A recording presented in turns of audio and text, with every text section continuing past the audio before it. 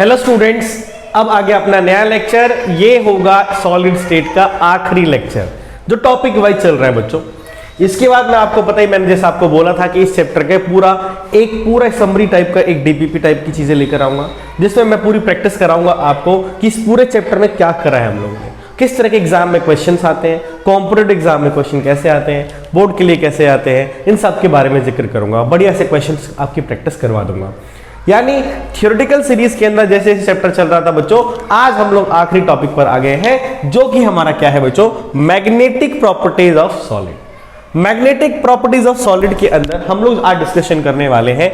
एक होगा paramagnetic, diamagnetic, ferromagnetic, anti ferromagnetic and ferrimagnetic. कुछ बातें तो जैसे कि पैरामैग्नेटिक और डायामैग्नेटिक की बातें क्लास 11th में भी हम लोग कर चुके हैं।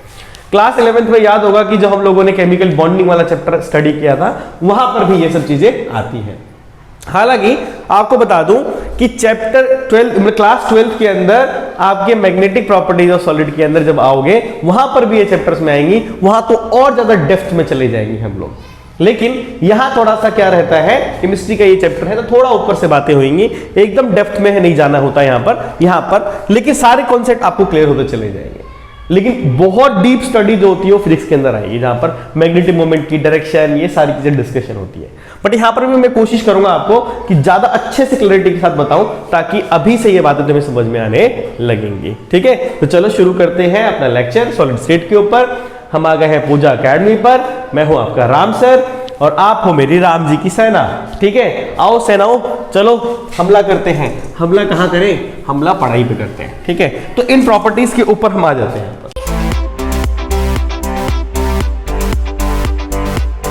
तो सबसे इंपॉर्टेंट चीज, इसको शुरू करने से पहले मैं आपको बताने वाला हूं क्या चीज, कि यार ये ओरिजिन जो है ना, ओरिजिन ऑफ मैग्नेटिज्म है ना। जैसा कि मैं बता रहा हूं आपको कि मैं कोशिश करूंगा आपको कि हर चीज थोड़ा कॉन्सेप्चुअलाइज करा के पढ़ाऊं, चीजों को बताऊं, ताकि आप रट ना लो, समझ के करो। अभी से ही समझते चले जाओगे, फिजिक्स में और डेप्थ में आएगी तो और मजा ही आ जाएगा। हालांकि लगभग सारी चीजें मैं क्लियर कर चुका हूं आपको।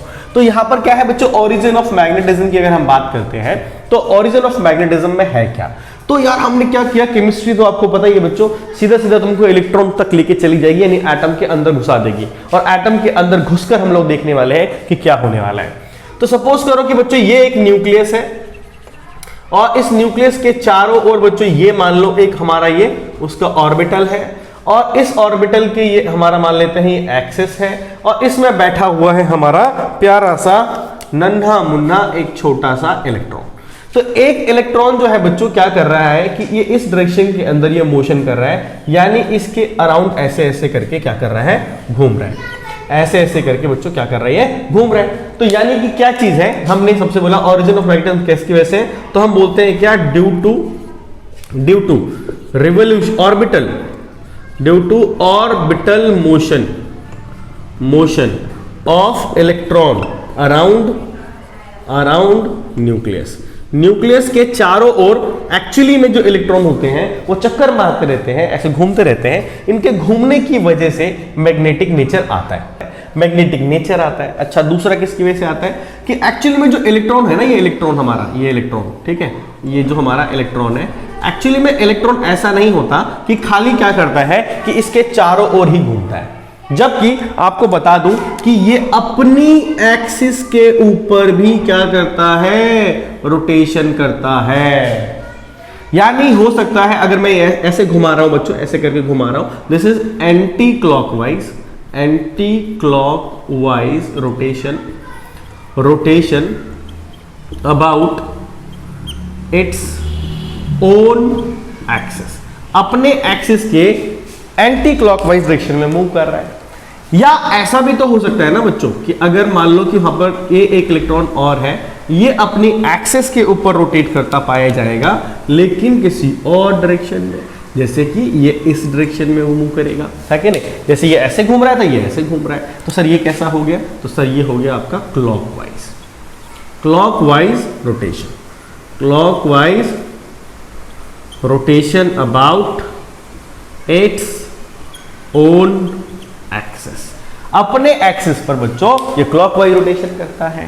तो यानी कि इसका मतलब क्या हुआ बच्चों कि दूसरा रीजन क्या निकला, पहला रीजन तो ये निकला, दूसरा रीजन ये निकला, हम बोलते हैं क्या, ड्यू टू, ठीक है ना, axial rotation of electron about its own axis, अपने ही एक्सिस पर ये घूमता रहता है, इसकी वजह से ऐसा हो सकता है। तो यानी कि मैग्नेटिज्म किसी मटेरियल के अंदर जो आती है ना, वो मटेरियल के अंदर एक्चुअली में एटॉमिक लेवल तक की बातें होती हैं बच्चों। ऐसा नहीं होता कि चुंबक काले रंग का होता है, दिमाग में रहता है हमको, ऐसा नहीं है। मैग्नेटिक नेचर बहुत सारी चीजों में मिलता है बच्चों, बहुत सारी चीजों में मिलता है। वो क्या कारण है उसकी खोज में निकले हम लोग। उसकी खोज में निकलते वक्त हमको पता चला, जब बहुत गहराई तक गए हम लोग, तो ये सिचुएशन मिली कि हो सकता है कि एक ऑर्बिटल रोटेशन की वजह से और एक हो सकता है एक्सिस रोटेशन की वजह से। तो सर ऐसा कैसे हो गया कि इस एक्सिस रोटेशन की वजह से या ऑर्बिटल मोशन की वजह से हो जाता है? तो मैं आपको बताता हूं कि जैसे क्या होता है कि एक टर्म होता है जो फिजिक्स का टर्म है हालांकि, लेकिन यहां इस्तेमाल किया जाएगा समझाने के लिए। तो इसको हम लोग बोलते हैं क्या, मैग्नेटिक मोमेंट। ठीक है बच्चों, इसको म्यू और ये बी से दिखाओगे। जैसे होता है ना, हमने डाइपोल मोमेंट पढ़ा होता है, डाइपोल मोमेंट केमिस्ट्री के अंदर डाइपोल मोमेंट को म्यू से दिखाते हैं, और that is product of magnet of charge and distance of separation between them, ये होता था। ऐसे मैग्नेटिक मोमेंट भी होता है। और बच्चों जो मैग्नेटिक मोमेंट होता है, इसका फॉर्मूला जो होता है हमारे पास, वो क्या होता है, बड़ा सिंपल सा होता है, करंट इनटू में एरिया। यूनिट कितनी हो जाएगी इसकी बता सकता है कोई बच्चा? तो सर हो सकता है एम्पियर मीटर स्क्वायर। और अगर एक टर्न है तो एक के लिए n टर्न होगा, तो यहां पर n भी लगा सकते हो कि लूप्स के लिए। तो यहां पर क्या है कि ये जो फॉर्मूला बनाया जाता है बच्चों, वो किसके लिए बनाया जाता है, करंट लूप के लिए। करंट लूप किसके लिए, फॉर करंट लूप। सर ये अचानक से कहां से आ गई फिजिक्स? पूरी थोड़ी सी फिजिक्स है बच्चों, ऐसा पाया जाता है बच्चों, मैं आपको बताता हूं। फिजिक्स से आप एक्सपेरिमेंट करके भी देख सकते हो कि एक करंट का लूप है मेरे पास, ये करंट का लूप है। आप इस करंट के लूप के अंदर बच्चों जब करंट चलना शुरू होता है, ऐसा ही करंट चलता है इसके अंदर, तो अगर मैं अपने राइट हैंड से इसके ऐसे डायरेक्शन करूं तो ऊपर कहां जाएगा, नॉर्थ, नीचे कहां जाएगा, तो अंगूठा आ जाएगा नॉर्थ और ये साउथ। तो ये क्या हो जाता है बच्चों, जिसके अंदर मैग्नेटिक मोमेंट होगा, है ना, हम बोलते हैं क्या, इफ म्यू बी एग्जिस्ट, अगर म्यू बी एग्जिस्ट करेगा तो क्या होगा, it has two poles, that is north and south, and act like tiny magnet. और बच्चों वो एक छोटे छोटे मैग्नेट की तरह काम करने लगते हैं। तो करंट लूप बनना चाहिए। तो अगर हम ध्यान से देखें बच्चों, तो इसको जरा ध्यान से देखा जाए तो ये एक हाइपोथेटिकल करंट लूप है बच्चों, क्योंकि जब इसमें इलेक्ट्रॉन ऐसे घूमेगा, सपोज करो बच्चों इसमें इलेक्ट्रॉन ऐसे घूमेगा, तो करंट कैसे चलेगा? तो सर करंट उल्टी डायरेक्शन में चलेगा। जैसे इलेक्ट्रॉन इधर चल रहा है, इलेक्ट्रॉन कहां चल रहा है, इस तरफ, तो करंट कहां चलेगा, नीचे की तरफ, ऐसे चलेगा करंट, है कि नहीं चलेगा? चलेगा, बताओ। हाँ सर बिल्कुल चलेगा। तो अगर मैं इसको ऐसे अपने हाथ से पकड़ूं ऐसे करके, तो अंगूठा कहां आ रहा है, उसी करंट के डायरेक्शन में हाथ को कर्ल कर दो, करंट के डायरेक्शन में हाथ को कर्ल करो, तो अंगूठा कहां जा रहा है, नीचे। तो इधर क्या बन गया, नॉर्थ, इधर क्या बन गया, साउथ। तो क्या बच्चों एक बिल्कुल ही करंट लूप बन गया? तो यस। तो हम लोग क्या बोलते हैं कि it act like hypothetical current loop and produce magnetic moment, है ना, which is cause of magnetism। तो किसी के अंदर अगर मैग्नेटिज्म आ रहा है, यानी कोई मैग्नेटिक नेचर दिखा रहा है, तो जरूर उसके अंदर क्या बन रहा होगा, मैग्नेटिक मोमेंट बनेगा, यानी एक करंट लूप बन रहा होगा, चाहे रियल का करंट लूप हो चाहे वो हाइपोथेटिकल हो।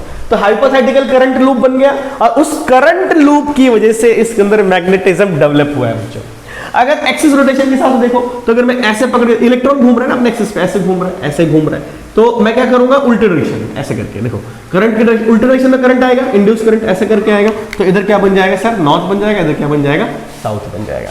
इसमें उल्टा हो जाएगा, इधर क्या बन जाएगा, नॉर्थ, इधर क्या बन जाएगा, साउथ। तो बच्चों ये दोनों कैसे काम कर रहे हैं, एक छोटे छोटे प्यारे से मैग्नेट काम कर रहे हैं। यानी किसी के अंदर ओरिजिन ऑफ मैग्नेटिज्म किसकी वजह से आया, तो ओरिजिन ऑफ मैग्नेटिज्म किसकी वजह से आया, तो बोलोगे sir due to development of magnetic moment. अब मैग्नेटिक मोमेंट क्या होता है, तो किसी करंट लूप, मतलब कोई करंट लूप बन जाए, तो लूप हो जिसमें करंट मूव कर रहा हो, तो उसके अंदर ऊपर की तरफ और नीचे की तरफ दो पोल क्रिएट हो जाते हैं, उसकी वजह से वो छोटे छोटे मैग्नेट की तरह काम करते हैं, और वही उसका रीजन होता है मैग्नेटिक नेचर का। कौन सा नेचर का बच्चों? मैग्नेटिक नेचर का। कई बार हमने देखा होगा बच्चों की यहां पर जो होता है, यहां पर मैं बताता हूं आपको कि 1 एम्पियर मीटर स्क्वायर को बोर बीएम बोल देते हैं। बीएम मतलब बोर मैग्नेटोन यूनिट भी इस्तेमाल की जाती है। तो बोर मैग्नेटोन यानी कि कभी भी इस्तेमाल की जाए ना, यहां पर लिखता हूं बीएम का मतलब होता है यहां पर बोर मैग्नेटोन, ठीक है ना। ये क्या है? Unit of magnetic dipole moment या मैग्नेटिक मोमेंट भी कह सकते हैं। तो जब भी आपको इस्तेमाल करना हो बीएम का, मतलब मैग्नेटिक मोमेंट की बारी आई है। तो क्या ये बात क्लियर हो गई किसी चीज के अंदर मैग्नेटिक नेचर क्यों होता है? तो मैग्नेटिक नेचर इसलिए होता है बच्चों क्योंकि उसके अंदर एक्सिस रोटेशन होता है, या इलेक्ट्रॉन का अपना एक्सिस रोटेशन होता है, या फिर ऑर्बिटल मोशन होता है। ये दोनों कारण जो है वो किसके लिए रिस्पॉन्सिबल है? मैग्नेटिक नेचर के लिए रिस्पॉन्सिबल है, ठीक है। तो ये समझ में आया कि सर ठीक है कि मैग्नेटिज्म किस तरीके से डेवलप हुआ है बच्चों। मैग्नेटिज्म किसी सॉलिड के अंदर या किसी भी एटम के अंदर क्यों आ जाता है, तो कुछ चीजें मैग्नेटिक क्यों होती हैं, कुछ चीजें मैग्नेटिक क्यों नहीं होती, उन सबको हम डिस्कस करने वाले हैं, ठीक है, बारी बारी से, ठीक है। आओ जरा देखते हैं। तो इसको हमने देखा, बढ़िया से समझा, अच्छे समझ में आया, जी सर ये कोई दिक्कत वाली बात नहीं है। तो इसमें ना एक चीज हमने और बनाई, एक चीज हम और बता रहे हैं आपको कि क्या चीज है वो समझना बच्चों। जैसे कि हमने यहां पर एक वर्ड इस्तेमाल किया जिसको हमने बोला मैग्नेटिक डोमेन्स। मैग्नेटिक डोमेन्स एक वर्ड होता है। तो ये सर क्या होता है? तो हम बोलते हैं क्या कि ये होता है बच्चों group of ions in a particular region of solids which gives magnetic nature, ठीक है, is known as magnetic domains। ये क्या है इसके बारे में बताने वाला हूं बच्चों। हम बोलते हैं कि each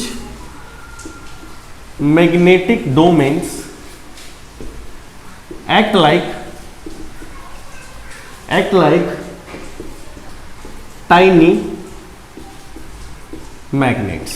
ये छोटे छोटे मैग्नेट की तरह काम करते हैं। जैसे कि क्या बच्चों, अगर मैं यहां पर कुछ चीजों को दिखाने वाला हूं तो बहुत ध्यान से समझने की जरूरत पड़ेगी। जैसे बच्चों ये देखो, ये मैंने एक कोई शीट ले ली, ये स्टील की शीट है बच्चों, स्टील शीट है। किसकी शीट है? ये स्टील शीट है। अगर स्टील शीट को मैं क्या करता हूं, एक्सटर्नल मैग्नेटिक फील्ड में रख देता हूं, ठीक है। यहां पर क्या कर रहा हूं, when placed in external magnetic field. तो जब मैं इसको एक्सटर्नल मैग्नेटिक फील्ड में रखता हूं तो हमने इसको देखा इसके अंदर बच्चों कि कुछ जोन्स क्रिएट हो जाते हैं। क्या क्रिएट हो जाते हैं बच्चों? Zones, regions. इसमें जो मैग्नेटिक आयंस होते हैं हमारे पास, है ना, जिसको मैंने बोला था यहां पर कि जो आयंस होते हैं, ग्रुप ऑफ आयन ग्रुप कर जाते हैं, और आयन ग्रुप करने के बाद क्या होता है, उनकी पर्टिकुलर ओरिएंटेशन होती है। जैसे ये सारे इस तरफ रहेंगे, ये सारे इस तरफ रहेंगे, ये मान लो डाउनवर्ड रहेंगे, सही है, ये इधर रहेंगे, है ना, सारे के सारे। ऐसा हो सकता है, कोई पॉसिबिलिटी, कुछ भी पॉसिबिलिटी हो सकती है बच्चों, है ना। रैंडम है इस टाइम ये, these are the random oriented magnetic domains, है ना। किसी भी डायरेक्शन में बना लो, कोई प्रॉब्लम नहीं है, कोई प्रॉब्लम नहीं है। ऐसे बना दिया मैंने यहाँ पर, ठीक है। तो ये क्या है बच्चों, जो यहाँ पर मैंने बना के दिखाया है आपको, तो ये हम लोग कहते हैं बच्चों, इसी को कहते हैं मैग्नेटिक डोमेन्स, ठीक है। अब इस मैग्नेटिक डोमेन्स के अंदर जो अलाइनमेंट दिख रही है यहाँ पर, ये है ना अलाइनमेंट, है ना, अलाइनमेंट ऑफ ईच, है ना, ये एरो दिख रहा है यहाँ पर। तो एरो का मतलब समझ लो कि जो मैग्नेटिक मोमेंट होता है, क्या होता है, मैग्नेटिक मोमेंट होता है। एरो से दिखा दिया, सपोज करो मैंने इसको नॉर्थ से दिखा दिया, इसको साउथ से दिखा दिया, जो कि एक प्रकार का टाइनी क्या होगा बच्चों, मैग्नेट होगा। टाइनी क्या होगा, मैग्नेट, छोटा सा मैग्नेट होगा। तो अलाइनमेंट ऑफ ईच, ये छोटा छोटा क्या है, मैग्नेटिक मोमेंट, मैग्नेटिक मोमेंट है ना, gives magnetic nature, magnetic nature, magnetic nature. आप यूं कह सकते हो कि ये पूरा भारत है, ये पूरी इंडिया है भाई। ये पूरी इंडिया के अंदर अगर आप कहते हो तो भाई हो सकता है कि अगर हम लोग कुछ कहते हैं, अगर हम लोग थोड़ा सा पॉलिटिकल बात कर ले तो मान लो कि भाई किसी को ये वाली पार्टी पसंद है, किसी को ये वाली पार्टी पसंद है, किसी को ये वाली पार्टी पसंद है, कोई उधर उधर कुछ भी कर रहा है ना। हो सकता है किसी को ज्यादा, किसी को बीजेपी पसंद हो सकता है किसी को हमारा कांग्रेस पसंद हो, किसी को कुछ भी अलग, बहुत सारी पार्टी, आम आदमी पार्टी, बहुत सारी पार्टी है, सबको पसंद आ रहा हो। तो सबकी ओरिएंटेशन अलग अलग है, पर जिसके अंदर ओरिएंटेशन ज्यादा होगी, जिसकी तरफ ज्यादा ओरिएंटेशन होगी, उसी की पार्टी जीतती है ना। सर कितना पॉलिटिकल बात करोगे भाई, मैं पॉलिटिकल समझाने के लिए बात कर रहा हूं और कोई मतलब नहीं है मेरा, ठीक है। तो यहां पर क्या है बच्चों, इस जगह पे देख सकते हो, यहां पर कोई बच्चा कोई भी देख सकता है। तो यहां पर क्या है, छोटे छोटे रीजन्स बने हुए हैं, उन छोटे छोटे रीजन के अंदर मैग्नेटिक मोमेंट होता है और एक पूरा एक एरिया बन जाता है। उस एरिया के अंदर रहने वाले सबका डायरेक्शन कैसा होता है, सेम होता है। उसको हम लोग बोलते हैं बच्चों मैग्नेटिक डोमेन्स। और यही डोमेन्स डिसाइड करते हैं बच्चों कि किसका मैग्नेटिक नेचर कैसे होने वाला है, ठीक है। कैसे, अभी मैं समझाता हूं, ठीक है। बारी बारी से चीजों को लूंगा और समझाऊंगा आपको कि किस तरीके से हम लोग यहां पर समझेंगे। तो मैग्नेटिक डोमेन एक टॉपिक था, एक छोटा सा पॉइंट था जो आपको समझ में आना चाहिए था, ठीक है। अगला देखना जरा, हम मटेरियल उठा लेते हैं ना। अगर हम लोग देखें तो हमने बोला कि solids are classified into following categories, ठीक है। जैसे कि तुमको पता ही है, इसमें सबसे पहला मैं उठा लेता हूं बच्चों, जिसको बोलते हैं हम लोग पैरामैग्नेटिक सब्सटेंसेस, ठीक है। तो हम लोग क्या कहते हैं, सबसे पहले इसके बारे में समझना, दोज सब्सटेंसेस है ना, विच आर वीकली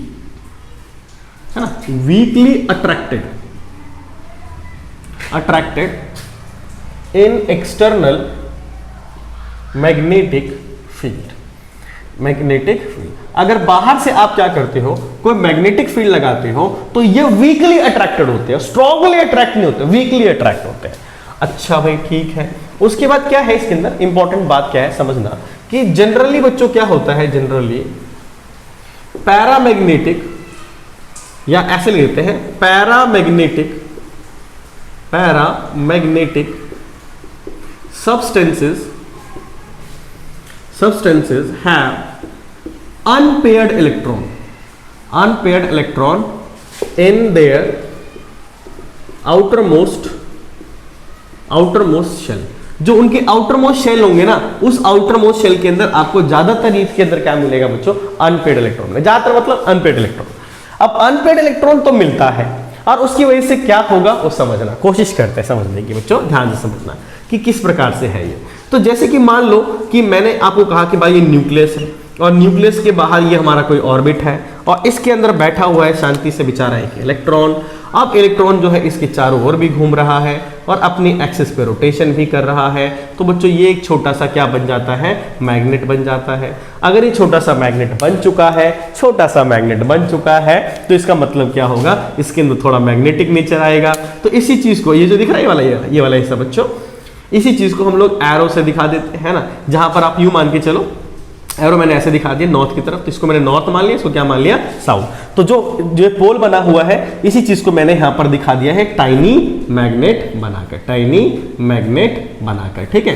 तो ऐसे तो भाई अगर किसी के अंदर अनपेड इलेक्ट्रॉन, मान लो किसी के बाहर एक इलेक्ट्रॉन है, तो कोई कॉपर का आयन ले लेता हूं, उसके मान लो बाहर एक इलेक्ट्रॉन है, तो बहुत सारे एटम होंगे, बहुत सारे, सबके बाहर एक इलेक्ट्रॉन होंगे और सबके बाहर एक इलेक्ट्रॉन होंगे, तो सबके अंदर ये छोटे छोटे मैग्नेटिक मोमेंट बन रहे होंगे। और ये जो छोटे छोटे मैग्नेटिक मोमेंट बन रहा है, जिसकी मैग्नेटिक डोमेन्स भी कहते हैं, कि एक एरिया बन जाता है इनका, उस एरिया के अंदर हम लोग देखते हैं। तो छोटा सा टाइनी मैग्नेट क्या करता है वो समझना बच्चों, जैसे समझो आप, जैसे मैंने यहाँ पर ये लिया, सही है, ये एक मैंने कोई एक छोटा सा एक सेक्शन लिया, इस सेक्शन के अंदर मैंने छोटे छोटे ऐसे गोले बना दिए और इन गोलों के अंदर मैंने क्या कहा, ये छोटे छोटे रीजन्स हैं जिन रीजन के अंदर मैग्नेटिक डोमेन की अलाइनमेंट होने वाली है। तो हमने कहा यहाँ पर एक ऐसे बना दिया, एक ऐसे बना दिया, एक ऐसे बना दिया, एक ऐसे बना दिया, टेढ़ा मेढ़ा कैसा ही बना दो बच्चों, टेढ़ा मेढ़ा, रैंडम है ये, दिस इज रैंडम। तो यहाँ पर क्या है कि व्हेन मैग्नेटिक फील्ड जीरो है आपका, यानी बाहर से मैग्नेटिक फील्ड जीरो लगा रहे हो, यानी कि कैसा होगा, तो क्या होगा, random alignment of magnetic domains. ठीक है, यहां पर मैग्नेटिक डोमेन्स की अलाइनमेंट टेढ़ी मेढ़ी है भाई, कुछ नहीं है। बिना मान लो कि कोई क्लास है, क्लास में टीचर ही नहीं आया, अब टीचर नहीं आया तो सारे बच्चों की मुंडी इधर उधर इधर उधर, कोई पढ़ नहीं रहा, कोई क्लास में कोई पढ़ाई नहीं कर रहा, कोई क्लास में पढ़ाई नहीं कर रहा भाई, तो पढ़ाई नहीं कर रहा तो ये कुछ आउटपुट नहीं आने वाला। यानी कि इसके अंदर क्या होगा बच्चों, ध्यान देना, नो एनी मैग्नेटिक नेचर, तो इसके अंदर कोई मैग्नेटिक नेचर नहीं होगा, कोई मैग्नेटिक नेचर नहीं होगा। लेकिन हमने क्या किया, इसको किसी एक्सटर्नल फील्ड में ले आया, ठीक है ना, when B not equal to 0। यानी क्या होगा कि अगर मैं यहां पर इसी क्रिस्टल के अंदर बच्चों, इसी क्रिस्टल के अंदर आ जाता हूं और ये देखता हूं कि भाई मैंने बाहर से मैग्नेटिक फील्ड अप्लाई कर दिया, तो मैग्नेटिक फील्ड अप्लाई करने के वजह से क्या होगा कि लगभग सारे के सारे सबका अलाइनमेंट एक तरफ हो जाएगा। ठीक है, यानी कि क्या होगा कि हम लोग बोलते हैं कि अलाइनमेंट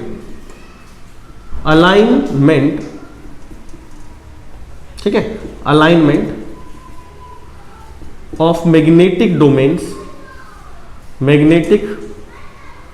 डोमेन्स ठीक है, is in direction of external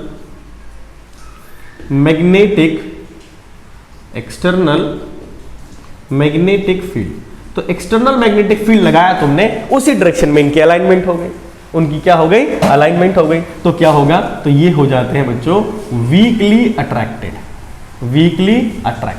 तब ये वीकली अट्रैक्ट हो जाते हैं। लेकिन एक बार अगर तुमने मैग्नेटिक फील्ड बाहर से हटाया तो ये डीमैग्नेटाइज हो जाएंगे।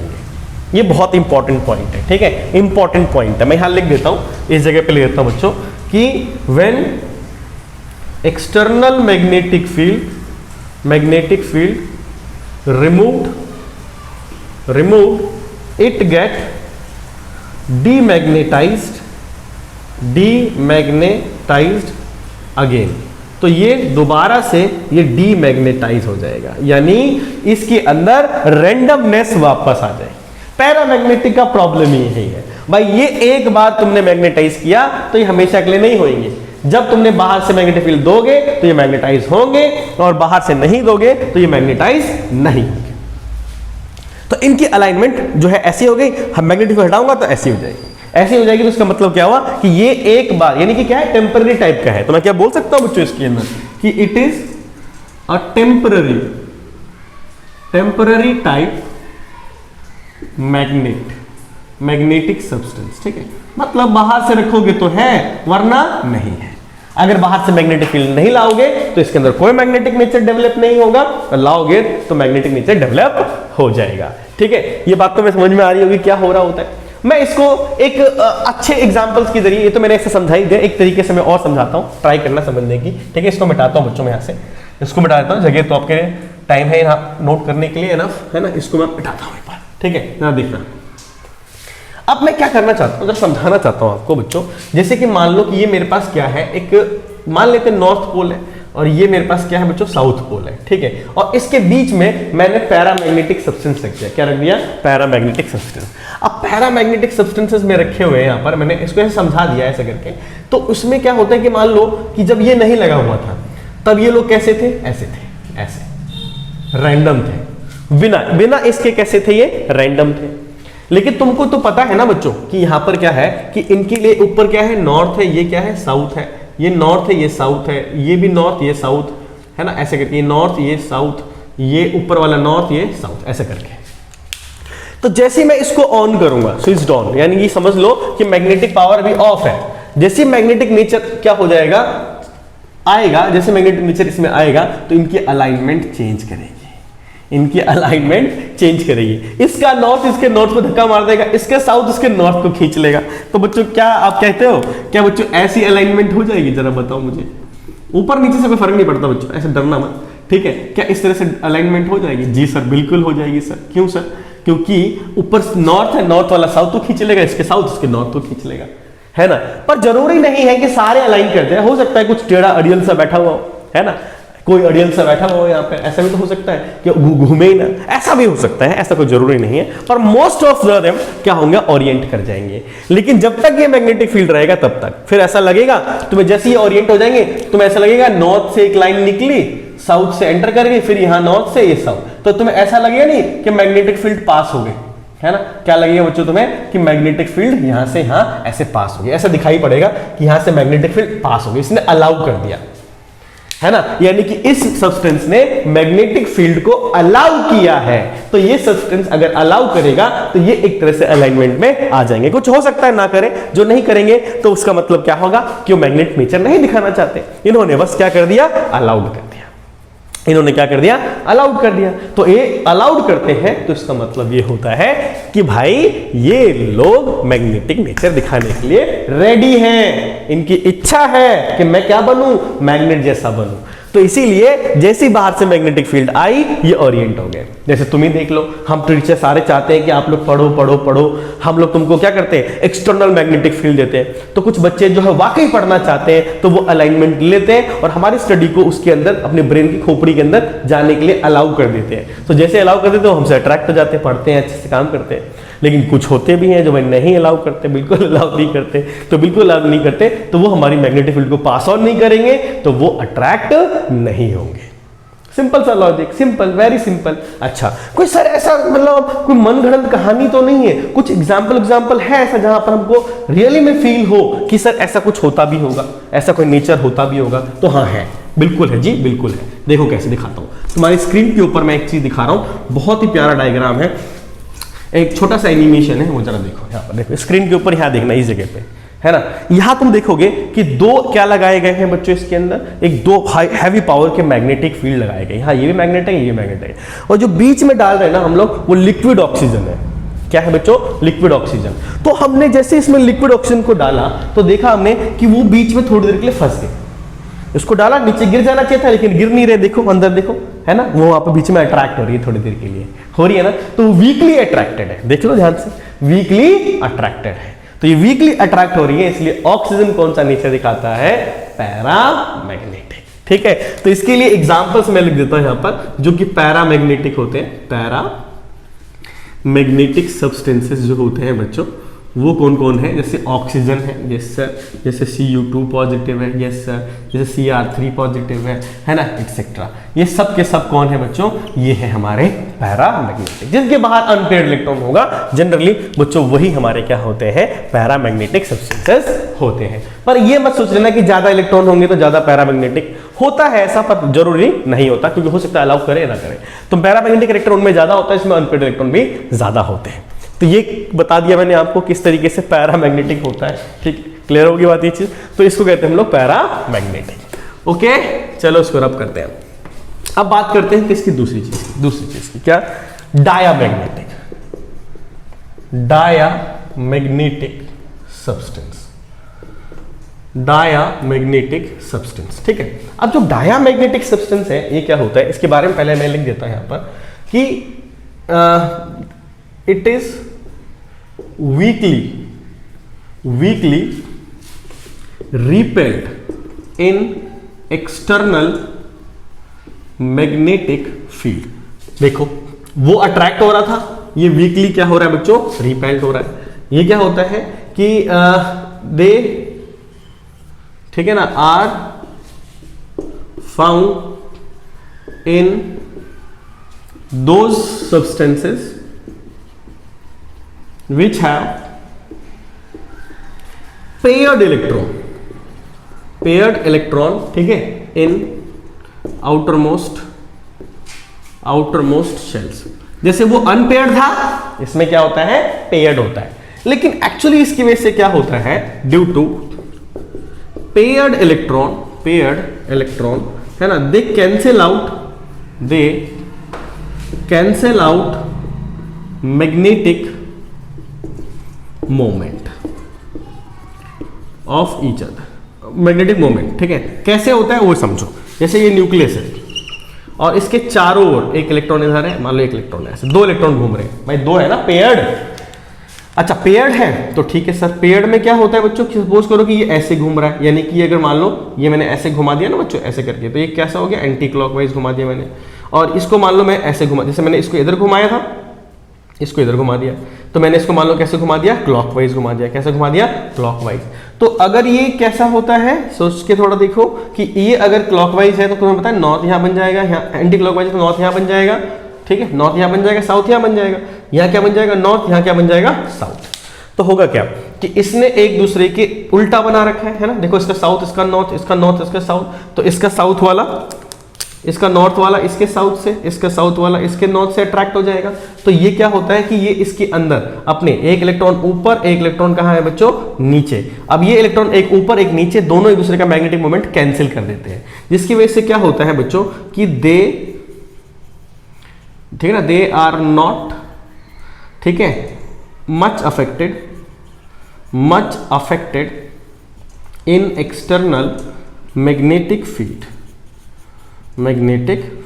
ठीक है, यानी इसके अंदर ये मैग्नेटिक मोमेंट कैंसिल कर देते हैं। तो बाहर से कोई इंटरेस्टेड नहीं है, ये इंटरेस्टेड नहीं है क्योंकि ये ऑलरेडी पेयर्ड अप है, ये दोनों एक दूसरे के मैग्नेटिक फील्ड के एक दूसरे को कैंसिल कर देते हैं और अट्रैक्ट रहते हैं। तो बाहर से कोई मैग्नेटिक फील्ड भेजते हैं तो ये उससे अट्रैक्ट नहीं होते। क्यों? क्योंकि दे आर नॉट इंटरेस्टेड, भाई हमको नहीं चाहिए बाहर का मैग्नेटिक फील्ड, इनके पास पहले से ही है। तो इसका मतलब ये अपने वैल्यूज को, ये नेट इफेक्ट किसका, मैग्नेटिक मोमेंट, क्योंकि एक का मैग्नेटिक मोमेंट कहां बनता है, साउथ से नॉर्थ इधर बनता है, एक उधर बनता है।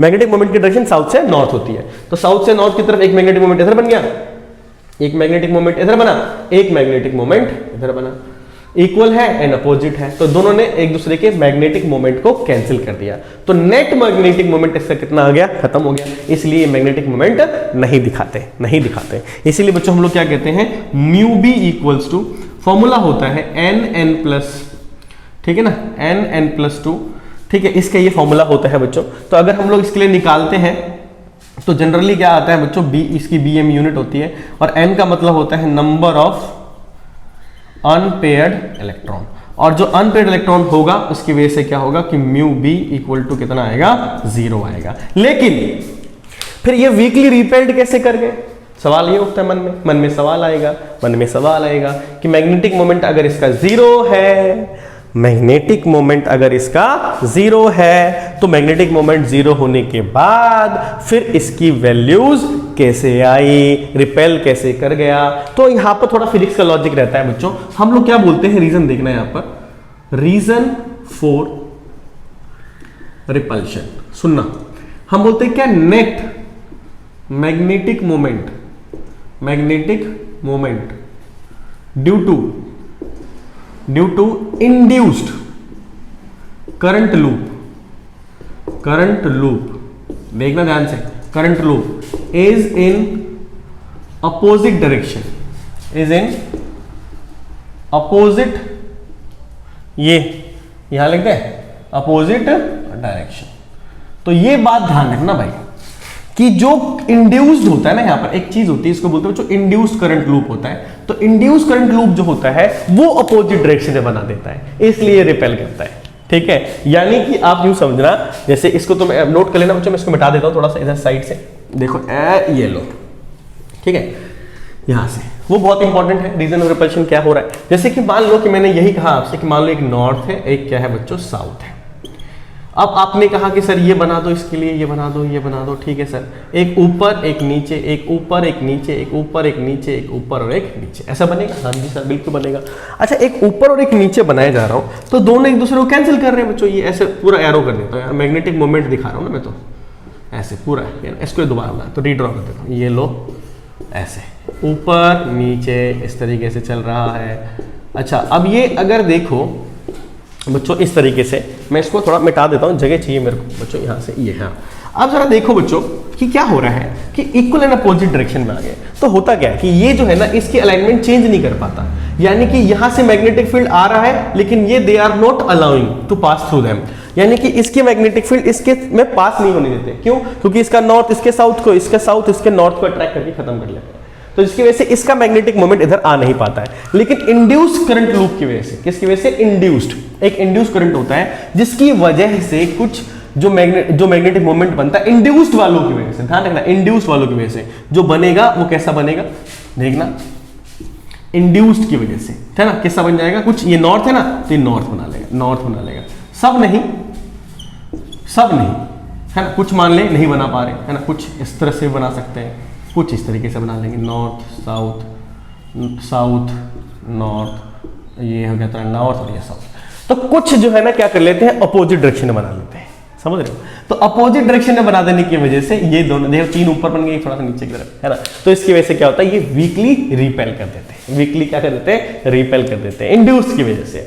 तो इसीलिए कई बार हम लोग, लेकिन बच्चे ना बहुत गड़बड़ कर देते हैं यहाँ पर, क्योंकि इसका मैग्नेटिक मोमेंट जीरो आ रहा होता है तो बच्चे सोचते हैं इसके अंदर मैग्नेटिक नेचर होता ही नहीं है। नहीं भाई, ये वीकली क्या करता है, रिपेल करता है, वीकली क्या करता है, रिपेल करता है। जैसे कि एग्जांपल के लिए मान लो H2O है, जैसे कि NaCl है, जैसे कि बेंजीन है ना, ये एक्सेट्रा, ये सब कौन है, जैसे नाइट्रोजन गैस भी है, ये सब कौन है, ये वीकली रिपेल्ड होंगे, डायमैग्नेटिक सब्सटेंसेस है। कैसे हैं ये, डायमैग्नेटिक सब्सटेंसेस। ठीक है, यहाँ पे स्क्रीन के ऊपर देखो, यहाँ पर जरा देखो क्या हो रहा है, यहाँ पर दिख रहा है कि कोई मैग्नेट ला रहा है, मैग्नेट की वजह से देखो वाटर का सोल्यूशन है जो इसे मूव करके जा रहा है, हट रहा है ना, मरकरी के अलग अलग सब्सटेंसेस को दिखाया करके दिखा जाता है। तो यहाँ पर जो दिख रहा है तुमको, इसमें दिखाई दे रहा है रिपल्शन, क्या दिखाई पड़ रहा है, रिपल्शन। तो थोड़ा एनिमेशन यूज किया है हम लोगों ने ताकि आपको थोड़ा क्लियरिटी का समझ में भी आए। वैसे तो मैग्नेटिक मोमेंट जीरो होगा, लेकिन कुछ ओरिएंट हो जाते हैं, मैग्नेटिक लूप बनने की वजह से, करंट लूप बन जाता है इंड्यूस की वजह से, वो उसको थोड़ा अपोज कर देता है, जिसकी वजह से यहाँ पर नेट मैग्नेटिक मोमेंट उल्टा बन जाता है और ये वीकली क्या करते हैं, रिपेल करते हैं। Got it? बहुत इंपॉर्टेंट बात थी, बहुत इंपॉर्टेंट बात थी। ठीक है, ध्यान से सुनना और लिख लेना, नोट बना लेना, देख लेना बढ़िया से, बहुत अच्छी बात बताई मैंने आपको। ठीक है, तो इस तरीके से आपने दो मैग्नेटिक प्रॉपर्टी को देखा, क्या, पैरामैग्नेटिज्म और क्या, डायामैग्नेटिज्म। ठीक है, अब तीसरे की बात कर ले, जिसको हम लोग बोलते हैं बच्चों फेरो मैग्नेटिक सब्सटेंसेस। ठीक है जी, ये भाई बहुत ही खतरनाक होते हैं ये लोग। क्या होते हैं, इसको बोलते हैं हम लोग क्या, परमानेंट मैग्नेट्स, परमानेंट मैग्नेट्स। अच्छा सर, ये क्या होता है, सबसे पहली बात, जैसे उसके बारे में लिख रहा था यहां पर कि they are strongly attracted in external magnetic field. अगर तुमने एक्सटर्नल मैग्नेटिक फील्ड लगाया है तो ये स्ट्रांगली अट्रैक्टेड होंगे। कैसे होंगे, स्ट्रांगली। और क्या होते हैं, once they magnetized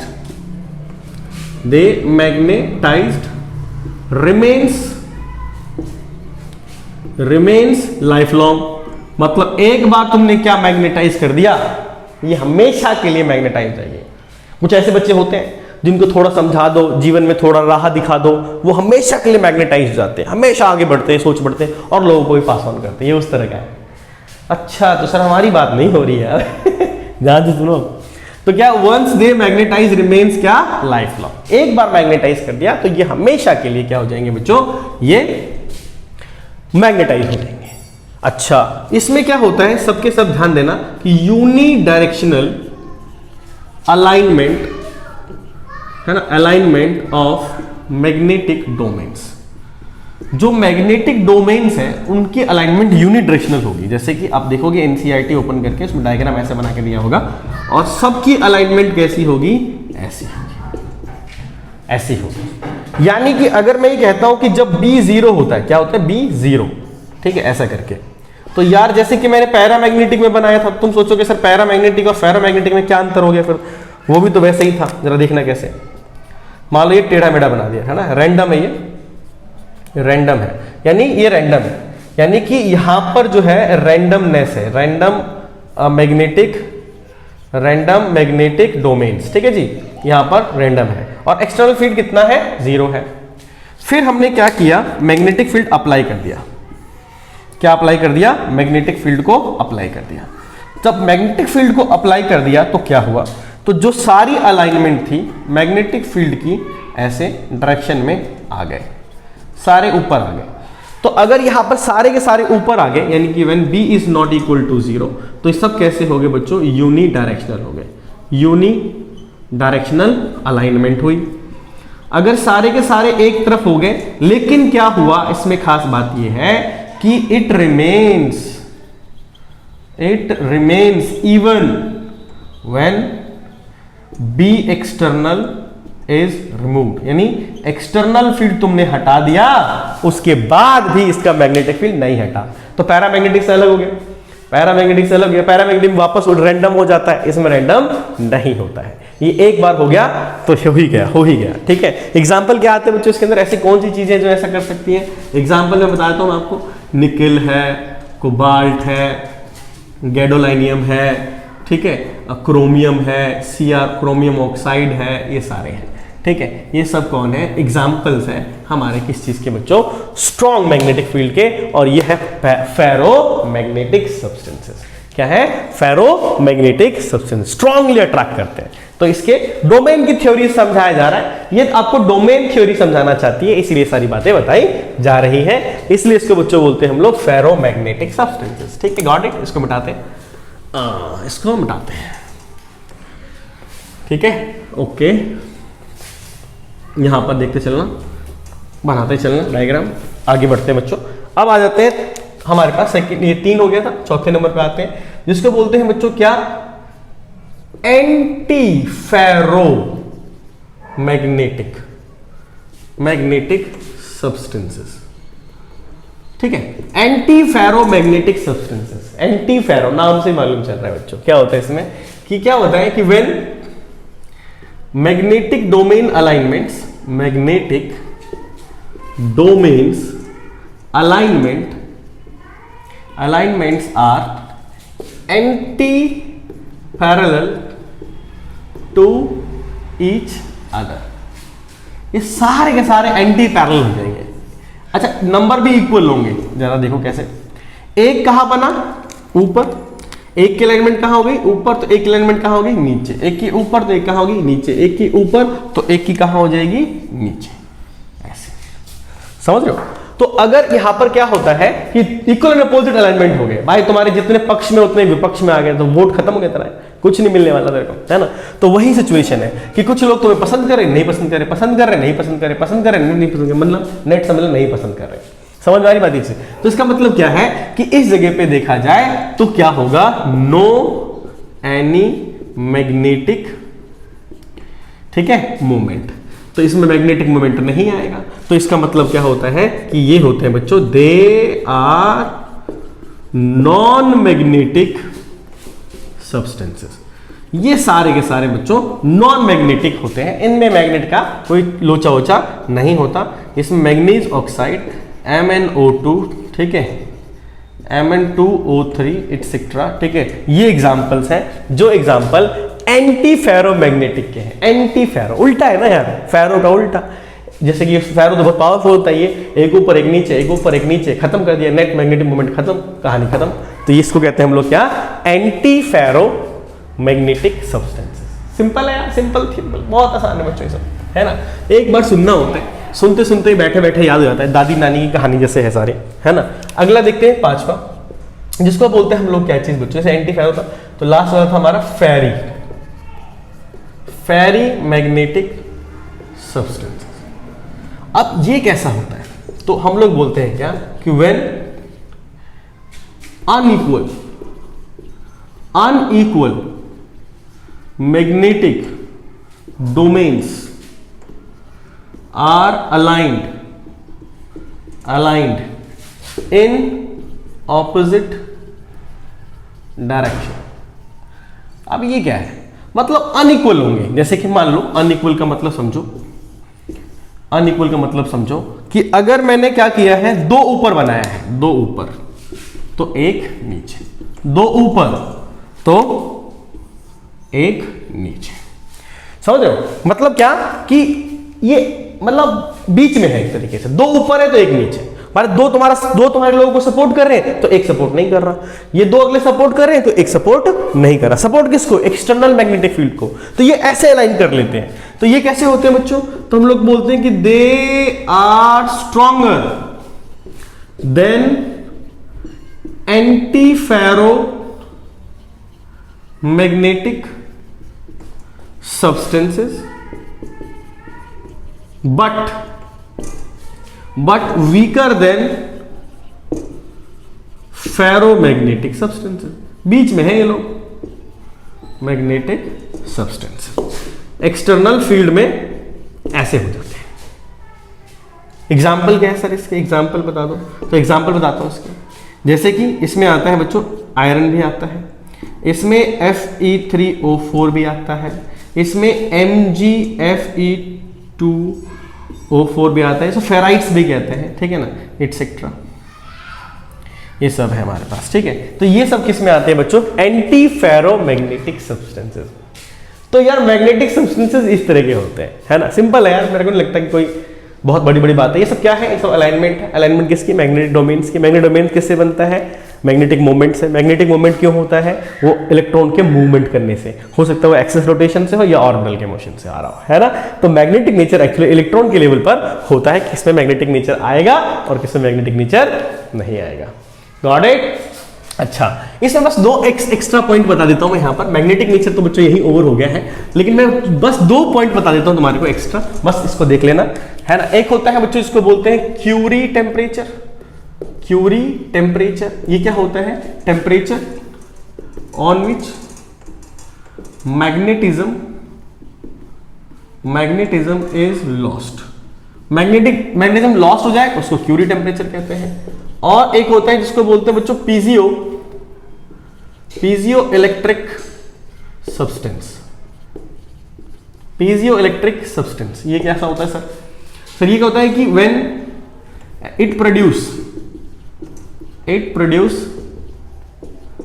electricity on applying external stress और प्रेशर, है ना। प्रेशर लगा के, एग्जाम्पल के लिए जैसे कि जिरकोनियम है ना, ये करते हैं। तो एक एक्स्ट्रा पॉइंट बता दिया मैंने, 2 इसके अंदर रिलेटेड छोटे छोटे वर्ड्स थे जो आपको आने चाहिए थे।